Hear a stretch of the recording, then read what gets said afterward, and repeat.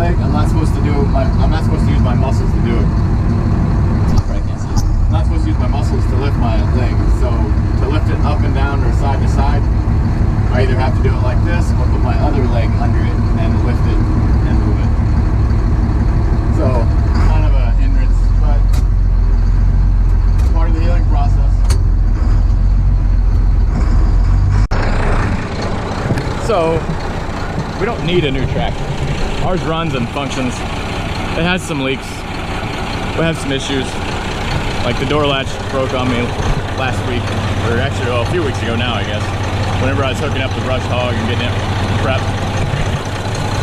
And then to top it all off, Anthony, thank you for sending us a back window for this hole.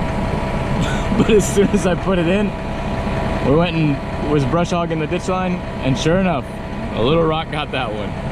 But it's staying in there, so I'm gonna leave it alone for now until brush hogging is done. And then I'll find another one.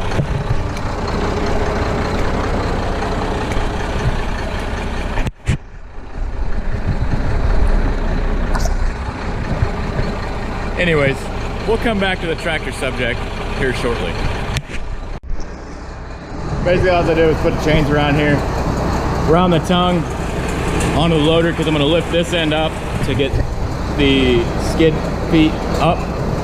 And I'm hoping that it'll keep, I don't think it can go down anymore as far as like, or the wheels back there, I don't think they can lift up anymore, so it should stay on there. It should put weight on the wheels, so we'll see.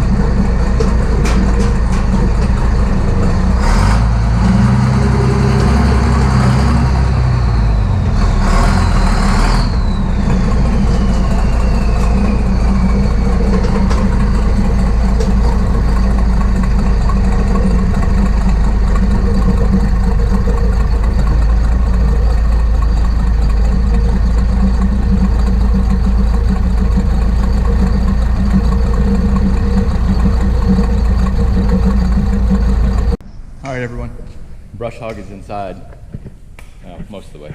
I don't need it to go inside too far because we have a welder outlet right there. There it goes, focus. Right there behind that hose reel. So we'll weld this up. Basically, I'm gonna cut that and weld a whole new piece on because we've welded this before and it just didn't work out. And then, since we bent the cylinder, we're gonna use an old cylinder to put in its place for now, until we go and buy another one. But first I want to make sure that this design is going to work because we're trying something slightly different.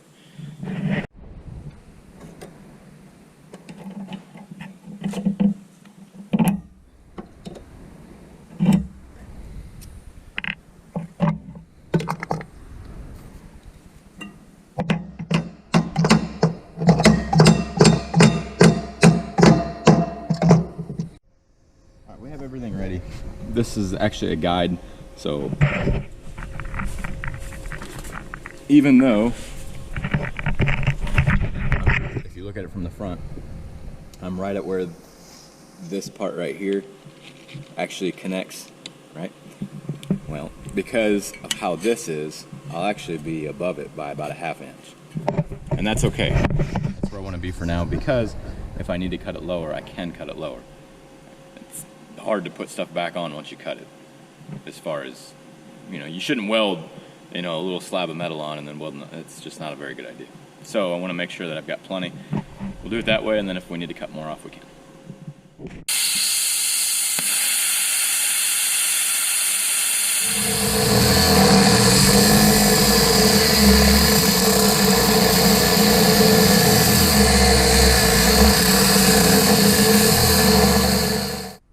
Unfortunately, things didn't go as we planned. Our plasma cutter was not able to get through this, and I also didn't have any drill bits that were functioning. Basically all my drill bits suck. And And then the other thing is I only had 3/4 inch drill bit was the biggest I had, and this hole is actually 1 inch. So, and so is this one. I did go ahead and put this pin back through. This pin would go through here. However, I've just got it on here because I want it there to hold this kind of in place. And then the other thing is that once I weld this, I will be able to remove that pin. I just wanted to make sure it actually lined up as it should. Last thing, but not least, once we get this all attached right here, I'm gonna have to check and see. I'm probably gonna have to round, not necessarily that corner, but I'm most likely gonna have to round this corner off, and I can do that pretty easily with the grinder, so that's not a big deal. Other than that, let me fire up the old welder here and get started.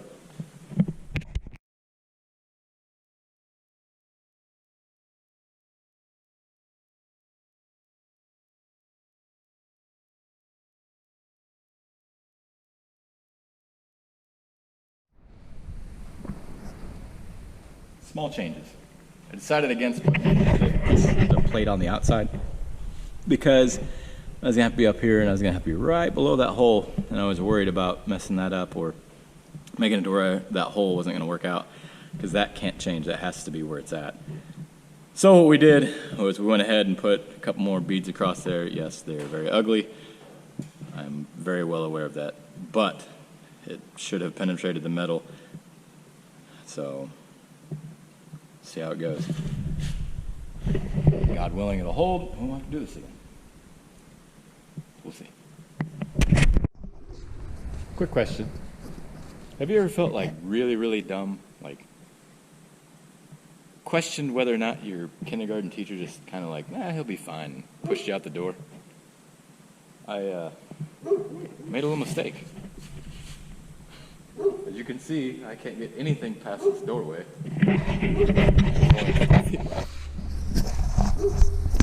I needed to switch that cylinder out because I was taking that one and bringing it up here. Since that one has a leak in it, I didn't want it up here where it's going to support weight constantly. So I put it back. So I put that one back there that was leaking. Not thinking, dropping that wing down, and the tractor is in here. Just to give you an idea of how much space we have to turn this tractor around. It is not a lot.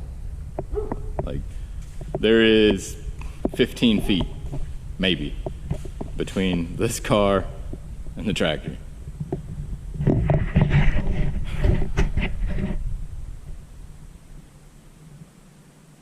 Moments like these that I really question myself. Let's see if we can get spun around.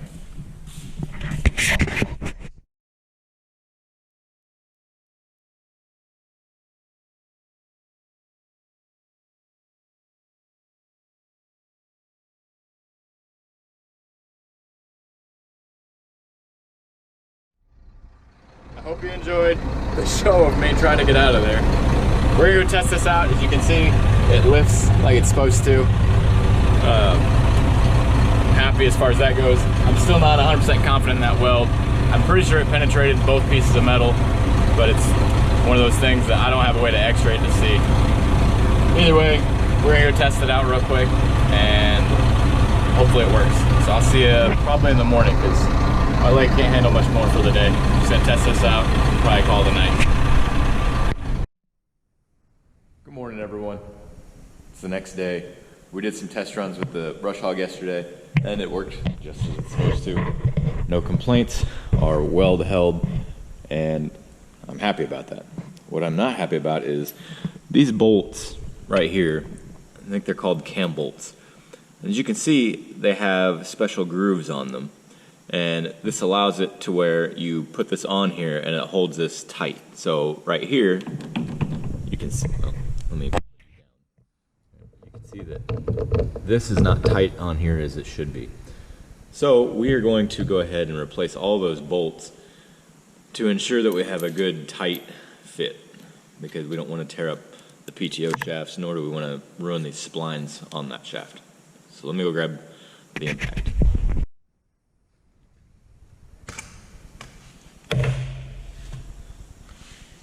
Alright, so to remove them is pretty simple. Just take that out. That stuff right here. I forgot to grab a hammer.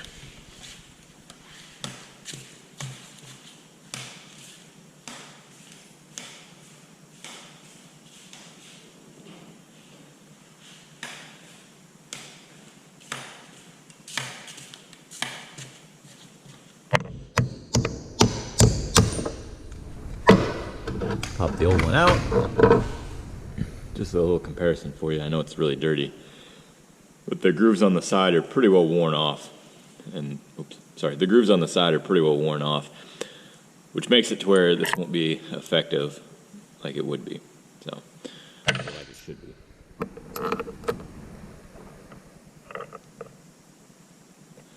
So we want to tap that in there, or actually not tap that in there. We want to put that on there, tighten this up, and move on to the next one.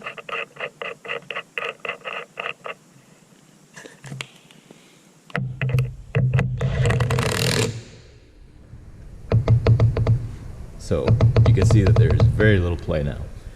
That's what we want. So we're gonna go ahead and replace all the others. I'm not gonna put you all through the boring process of me replacing the others, just showing you how it does, what it does, and the actual function of it. So won't take long.